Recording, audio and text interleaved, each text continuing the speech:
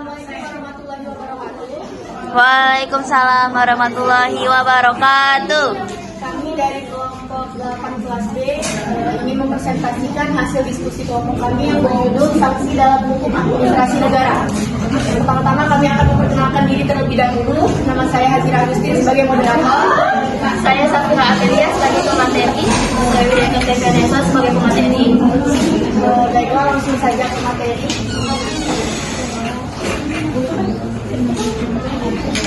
Materi pertama akan dijelaskan oleh Widya. Kepada Widya dipersilakan. Terima kasih moderator.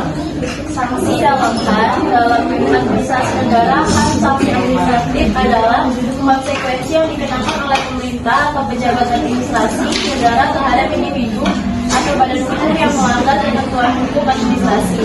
Sanksi ini bertujuan untuk memastikan kepatuhan terhadap aturan serta menjaga ketertiban di administrasi publik. Yang selanjutnya itu jenis-jenis sanksi dalam hukum administrasi negara. Yang pertama, sanksi administratif.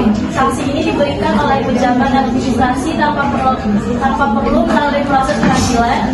Bentuknya meliputi yang pertama, teguran atau peringatan, misalnya dalam perizinan usaha. Yang kedua, denda administratif, misalnya dalam pelanggaran kepajakan. Yang ketiga, pencabutan izin atau hak, misalnya izin usaha atau izin lingkungan. Yang keempat, pembekuan atau pembatalan keputusan administratif.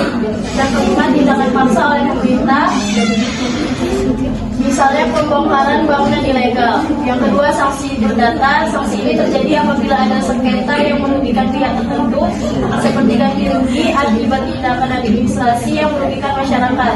Yang ketiga, sanksi pidana administratif. Dalam beberapa kasus, pelanggaran administrasi dapat berujung pada sanksi pidana seperti pidana denda atau kurungan bagi pelanggar ketentuan tertentu. Misalnya dalam kasus korupsi atau pelanggaran lingkungan yang serius.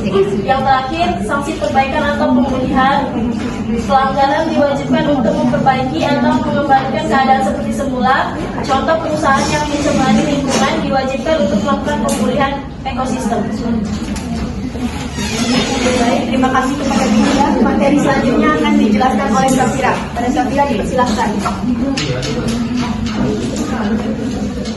Baik, terima kasih moderator. Materi selanjutnya yaitu tujuan pemberian sanksi dalam hukum administrasi negara. Yang pertama, menegakkan kepatuhan hukum yang memastikan individu dan badan hukum menaati peraturan administrasi negara. Kemudian yang kedua, mencegah terjadinya pelanggaran dengan memberikan efek jerah kepada pelanggar agar tidak mengulangi kesalahannya. Kemudian yang ketiga, melindungi kepentingan publik. Sanksi bertujuan untuk menjaga keseimbangan antara kepentingan individu dan kepentingan masyarakat secara keseluruhan. Kemudian yang keempat, memulihkan keadaan. Beberapa sanksi bersifat korektif seperti pencabutan izin usaha atau perintah untuk memperbaiki pelanggaran administratif yang dilakukan. Kemudian yang terakhir, memberikan efek jerah. Sanksi berfungsi sebagai peringatan bagi pihak lain agar tidak melakukan pelanggaran yang sama. Kemudian mekanisme pemberian sanksi administratif dalam HAN. Yang pertama, pemeriksaan awal. Pejabat administrasi melakukan penyelidikan atas dugaan pelanggaran. Yang kedua, peringatan atau teguran. Jika pelanggaran ringan, pihak yang bersangkutan diberikan kesempatan untuk memperbaiki kesalahan. Kemudian yang ketiga, penerapan sanksi. Jika pelanggaran tetap berlanjut atau bersifat serius, maka sanksi yang diberikan lebih berat dapat diberikan, seperti pencabutan izin atau denda. Kemudian yang terakhir, upaya hukum. Pihak yang dikenai sanksi berhak mengajukan keberatan atau banding melalui jalur administrasi atau pengadilan tata usaha negara atau PT-UN. Terima kasih kepada Safira. Materi selanjutnya akan dijelaskan oleh saya sendiri. Prinsip-prinsip pemberian sanksi dalam hal yang pertama, prinsip proporsionalitas. Sanksi harus seimbang dengan tingkat pelanggaran. Yang kedua, prinsip legalitas. Sanksi hanya dapat diberikan jika ada dasar hukum yang jelas. Yang ketiga, prinsip fairness atau keadilan. Pemberian sanksi harus objektif dan tidak diskriminatif. Yang keempat, prinsip due process of law. Pelanggar berhak untuk mendapatkan prosedur yang adil, termasuk hak untuk membela diri. Yang kelima, prinsip non-retroaktif. Sanksi tidak boleh berlaku surut terhadap tindakan yang dilakukan sebelum aturan diberlakukan. Itu saja materi dari kami. Pada teman-teman yang ingin bertanya, silakan bertanya.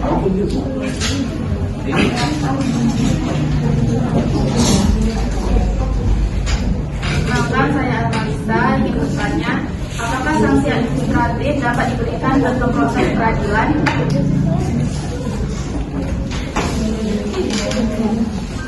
Baiklah, apakah ada yang ingin bertanya lagi?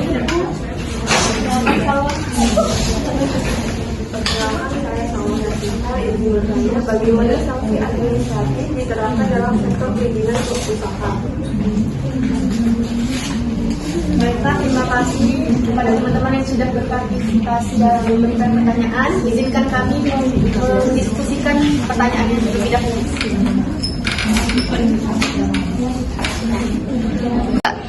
Baiklah, kami akan menjawab pertanyaan dari Armalisa. Untuk pertanyaan dari Armalisa akan dijawabkan oleh Vidya.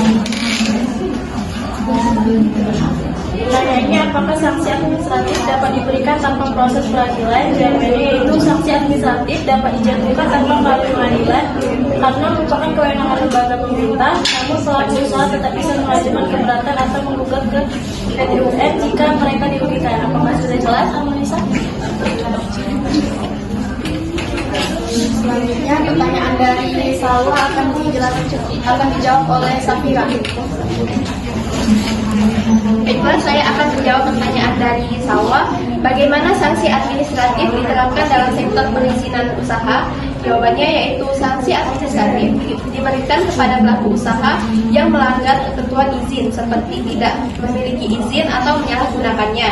Bentuk sanksinya berupa teguran, denda, pembukuan hingga pencabutan izin oleh instansi terkait. Pada Salwa, apakah sudah jelas? Kemudian kami akan membacakan kesimpulan dari kami, yaitu sanksi dalam bentuk administrasi negara berperan penting dalam menjaga kepatuhan terhadap aturan administrasi publik. Sanksi ini dapat berupa pelaksanaan pemerintah, denda administratif, pembekuan atau pencabutan izin, serta perbaikan atau pemulihan. Tujuan utama dari pemberian sanksi adalah penegakan hukum, mencegah pelanggaran, melindungi kepentingan publik, memulihkan keadaan, dan memberikan efek jerah. Pemberian sanksi dilakukan melalui mekanisme yang meliputi pemeriksaan awal, peringatan atau teguran, penerapan sanksi, serta upaya hukum bagi pihak yang merasa dirugikan. Dalam penerapan sanksi, pemerintah harus berpegang pada prinsip proporsionalitas, legalitas, fairness, due process of law, dan non-retroaktif agar sanksi yang diberikan tetap adil dan sesuai dengan hukum yang berlaku. Itu saja presentasi dari kami. Kami akhiri. Assalamualaikum warahmatullahi wabarakatuh.